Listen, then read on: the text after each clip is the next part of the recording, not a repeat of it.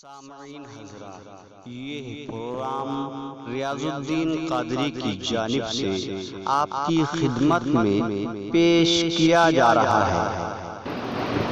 تمام اولیاء صدیقین میں یہ کسی ولی کا کسی سے مقابلہ نہیں ہے، مگر ایک سروس ریکارڈ ہوتا ہے نا، کبھی کبھی ڈی ایم سے چپراسی کا یا سپاہی کا سروس ریکارڈ بہتر ہوتا ہے کیسا؟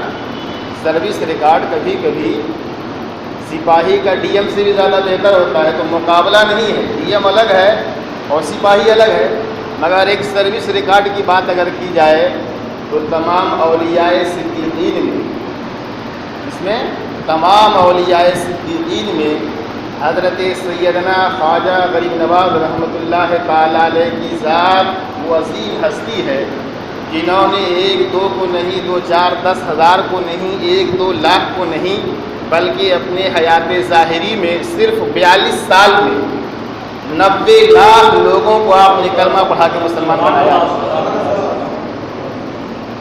تو ہمارا ضمیر جتنے بھی ہندوستان میں مسلمان ہیں، چاہے وہ کسی سلسلے سے مرید ہو جائے، وہ اشرفی ہو، قادری ہو، برکاتی ہو، نوری ہو، رضوی ہو، ابوالعلائی ہو، سہروردی ہو، شہبازی ہو، کچھ بھی ہو، اس کا ضمیر کچھ بھی ہو مگر اس کا خمیر ضرور چشتی ہوگا۔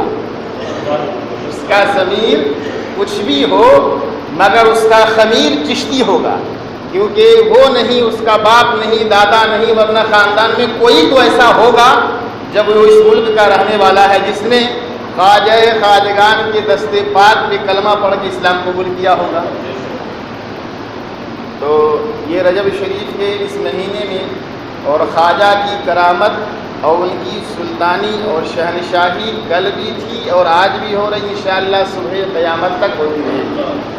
ہند کے مسلمانوں کی وہ شان بنے بیٹھے ہیں اور 803 سال سے یہاں کے سلطان بنے بیٹھے ہیں۔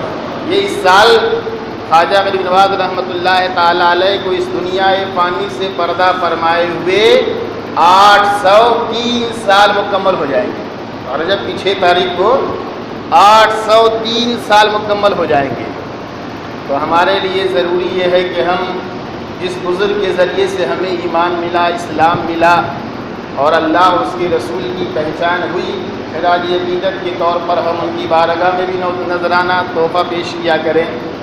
جب خواجہ غریب نواز رحمۃ اللہ تعالی علیہ ہندوستان میں آئے، پروردگار عالم نے اپنے حبیب صلی اللہ تعالی علیہ وسلم کو تمام کائنات کے خزانوں کی چابیاں عطا فرما دی، اور اللہ تعالیٰ نے اپنے حبیب کو سیاہ و سفید کا مالک و مختار بنا دیا۔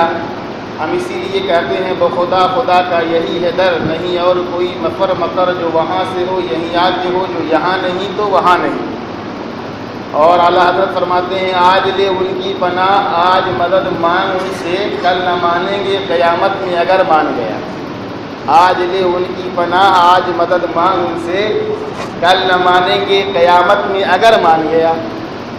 خواجہ غریب نواز رحمۃ اللہ تعالی علیہ کی بارگاہ کا 2-4 سال پرانا واقعہ،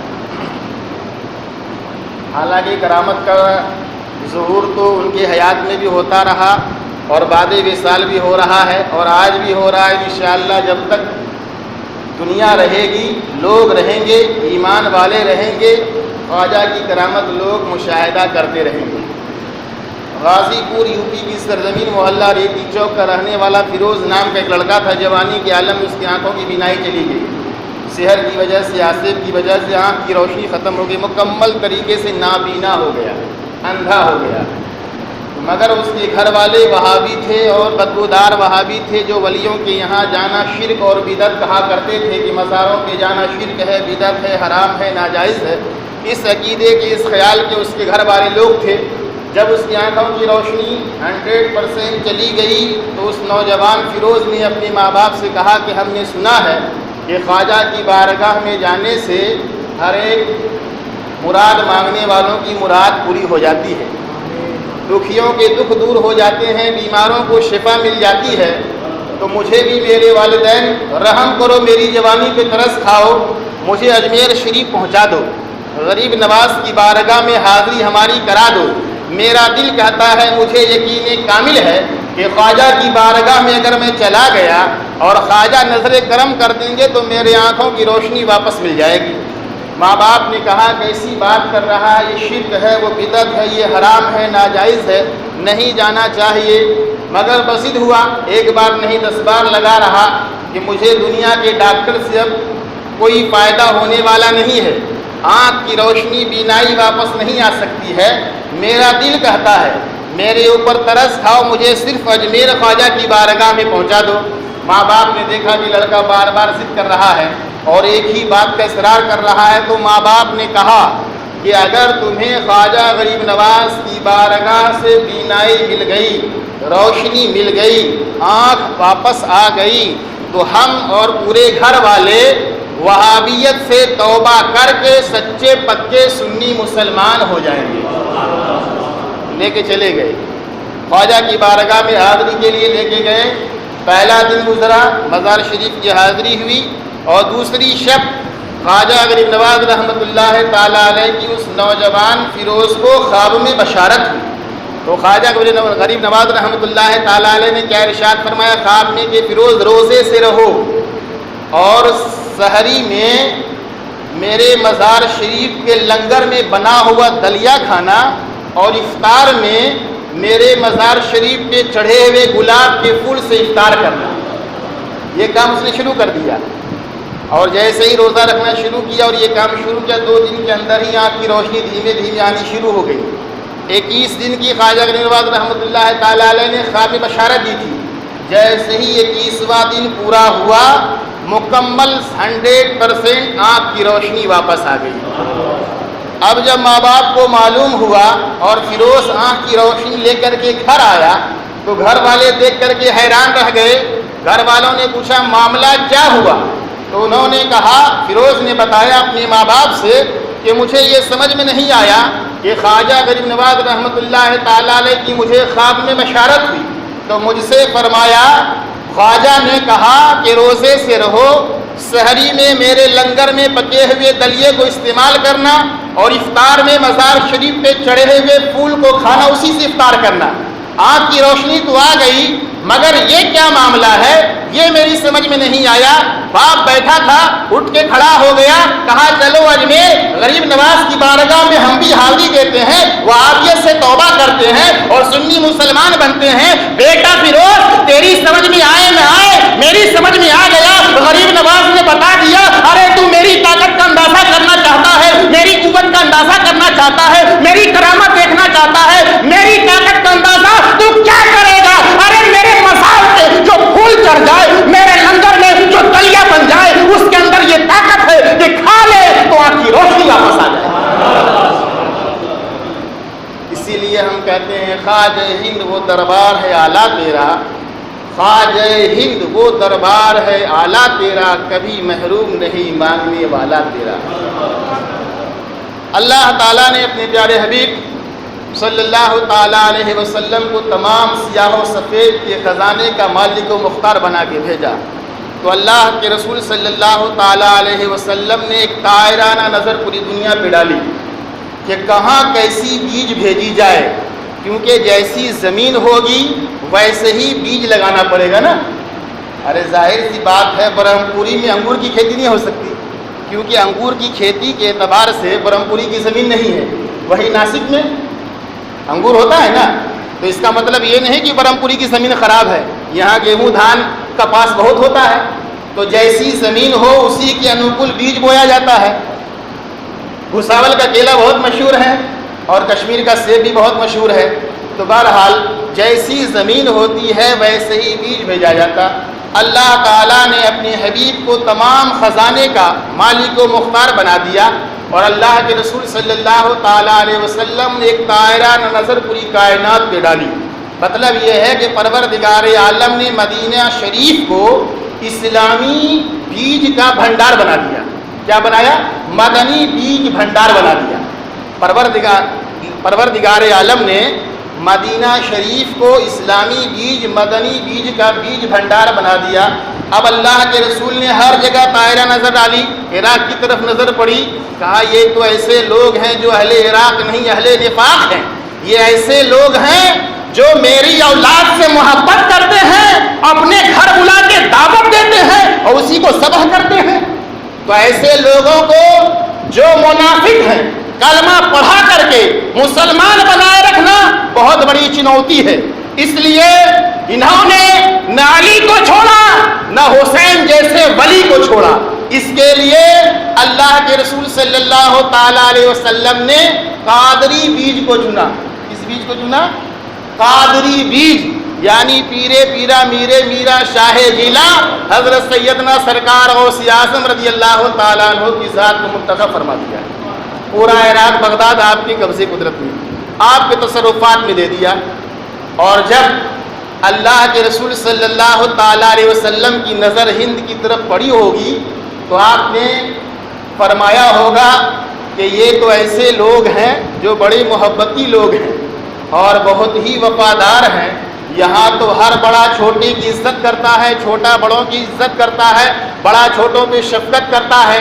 مگر حال یہ ہے کہ یہاں سنگیت لوگوں کو بہت زیادہ پسند ہے کہ بنا سنگیت کے کوئی ریت ہی نہیں ہے. بچہ پیدا ہو رہا ہے تو ٹن ٹنا ٹن ٹن، اور اس کے بعد اگر وہ اسکول جا رہا ہے تو بہن آرتی اتار رہی ہے تو اس ٹائم بھی گھنٹی بج رہی ہے. مر گیا ہے آرتی رکھی ہوئی، اس کے آگے بھی لوگ گھنٹی بجاتے ہوئے جا رہے ہیں. تو پتہ کیا چلا کہ ہندوستان کا ماحول ایک سنگیت نما ماحول ہے کہ یہاں کے لوگ سنگیت میں ڈھلے ہوئے ہیں. تو اللہ کے رسول صلی اللہ تعالیٰ علیہ وسلم نے اس کے لیے چشتی بیج کو چنا. کون سے بیج کو چنا؟ چشتی بیج کو چنا. اور خواجہ خواجگان خواجہ معین الدین اجمیری چشتی رضی اللہ تعالیٰ عنہ ہندوستان میں تشریف لائے. جب آپ تشریف لائے تو آپ نے کیا دیکھا کہ لوگ بھگوا کلر کا کپڑا پہن کر کے گھوم رہے ہیں اور ہم وائٹ اینڈ وائٹ سفید پہنے ہوئے تو لوگ ہم سے دور ہو رہے ہیں. تو آپ نے کہا اچھا تم کو اس کلر کا کپڑا بہت پسند ہے، لاؤ اس کو میں بھی پہن لیتا ہوں. تو چشتیہ کلر دیکھتے ہیں نا، اسی کا رہتا ہے نا. تو سرکار غوث نواز کا جو چشتیہ کلر ہے، شاید میرے اوپر جو کپڑا اس رنگ کا نہیں ہے، چشتیہ رنگ، آپ نے وہ دیکھا ہوگا اس کلر کو، آپ نے زیب تن کر دیا. اس کے بعد کیا دیکھا کہ لوگ سنگیت کے پیچھے بجا رہے ہیں، کفر بک رہے ہیں، بجا رہے ہیں. تو خواجہ غریب نواز رحمۃ اللہ تعالیٰ علیہ نے اپنے ہاتھ میں دف لیا، اپنے ہاتھ میں دف لیا اور کہا تمہیں اس سے بڑی محبت ہے، تمہیں اس سے بہت پیار ہے کہ ہر جگہ تم اس کا استعمال کرتے ہو. اور غریب نواز نے اپنے ہاتھ میں دف لیا اور کہا ہے دف چل سب سے پہلے تجھی کو کلمہ پڑھاتا ہوں، اور بجایا اور کہا لا الہ الا اللہ محمد رسول اللہ. لا الہ الا اللہ محمد رسول اللہ کی صدا جب دف سے نکلی تو اس ہندوستان کو آقا کا مدینہ بنا دیا کہ 90 لاکھ لوگوں کو کلمہ پڑھا کے مسلمان بنا دیا. تو خواجہ غریب نواز رحمۃ اللہ تعالیٰ علیہ جب ہندوستان میں آئے، لوگوں نے طرح طرح سے آزمانے کی کوشش کیا. سب سے پہلے تو پرتھوی راج چوہان آ گیا، بڑا مشہور و معروف واقعہ ہے، صرف جملوں میں ادا کر کے گزر جا رہا ہوں. اور کہنے لگا کہ معین الدین میں تجھ کو بڑھنے نہیں دوں گا. غریب نواز مسکرائے اور فرمائے کہ پرتھوی راج چوہان سن لے، تیری کیا اوقات جو تم مجھ کو روک لے گا. اس لیے کہ دریا باندھنا آسان ہے، ہوا کا رخ موڑنا آسان ہے، مگر معین الدین کو روکنا آسان نہیں ہے. اس لیے کہ معین الدین ہندوستان میں خود نہیں آیا ہے، معین الدین کے رسول پاک نے بھیجا ہے. تو کہا غریب نواز سے، خواجہ خواجگان سے کہا پرتھوی راج چوہان نے کہ معین الدین اگر میں تم پر پانی بند کر دوں گا تو کیا کرو گے؟ غریب نواز مسکرائے اور فرمائے یہ میرے خاندان کی پرانی عادت ہے. شاید تمہیں اسلامی تاریخ کا وہ واقعہ معلوم نہ ہوگا کہ کربلا کی دھرتی پر میرے جدی امجد امام حسین کے اوپر جب 22,000 کے لشکر جرار نے نہر فرات کا پانی بند کیا تھا، مگر عباس نے جب ہاتھوں میں مشکیزہ لیا ہے تو 22,000 کے لشکر جرار کو، چٹان کو پھاڑ دیا اور پانی پر قبضہ کر لیا، مگر پانی کو منہ تک نہ لگا کر کے پانی کی پوری اوقات بتا دیا اور یہ ذہن دے دیا کہ اے پانی یاد رکھ لے، حسین پانی کا محتاج نہیں ہے بلکہ تو ہے جو لب حسین کا محتاج ہے. کہا بند کر کے دیکھ. تو کیا کیا خواجہ صاحب نے کہ جب بند کرنے کی باری آئی بند کر دیا پانی. تو خواجہ نے اپنے خادم سے کہا کہ جا پرانا ساگر بلا لے. ایک اشارہ کیا، پرانا ساگر آ گیا. اس سے بھی جب جیت نہ ہو سکی تو کہا معین الدین میرے پاس ایک ایسا آئٹم ہے جو ہوا میں اڑتا ہے. غریب نواز فرمائے اس کو اڑا کر کے دیکھ لے, اگر تیرے پاس اڑنے والا آئٹم ہے تو معین الدین کے پاس اڑنے والوں کی پر کترنے والی بڑی خوبصورت قینچی ہے, اڑا کر کے دیکھ لے. اسی بیچ میں آ گیا جے مہا مہم جوگی جے پال, ہواؤں میں اڑنے لگا. غریب نواز نے اپنے کھڑون کی طرف اشارہ کیا اور کہا اے کھڑون وہ کفر آسمان کے اوپر تو نیچے. آپ نے کھڑون کو پھینکا تو وہ کھڑون لکڑی کا ٹکڑا آسمان میں اڑنا شروع کیا اور جا کر کے اس کے اوپر جوگی جے پال کے اوپر پڑنا شروع کیا. تو ہم نے لکڑی کے ٹکڑے سے پوچھا اے لکڑی کا ٹکڑا تیرے اندر انجن نہیں, تیرے اندر پٹرول نہیں, تیرے اندر پائلٹ نہیں, آخر تو ہوا میں اڑنے کیسے لگا؟ تو لکڑی کے ٹکڑے نے جواب دیا ارے میں کوئی امریکہ کے وائٹ ہاؤس میں تھوڑی بنی تھی جو مجھے انجن کی ضرورت ہو, پٹرول کی ضرورت ہو, پائلٹ کی ضرورت ہو. ارے میں تو معین الدین کے کلمے میں پروان چڑھی ہوں. میں سوچنے لگا اللہ اللہ, جب لکڑی کے ٹکڑے پر معین الدین کا کلمہ پڑ جائے, وہ اتنا پاورفل ہو جائے تو جس قوم کے دلوں میں معین الدین کا جلوہ اتر جائے وہ قوم کتنی پاورفل ہو جائے. خواجہ ہند وہ دربار ہے اعلیٰ تیرا, کبھی محروم نہیں مانگنے والا تیرا. وما علینا الا البلاغ. السلام علیکم. جو لوگ سنت نماز نہ پڑھو سنت پڑھو.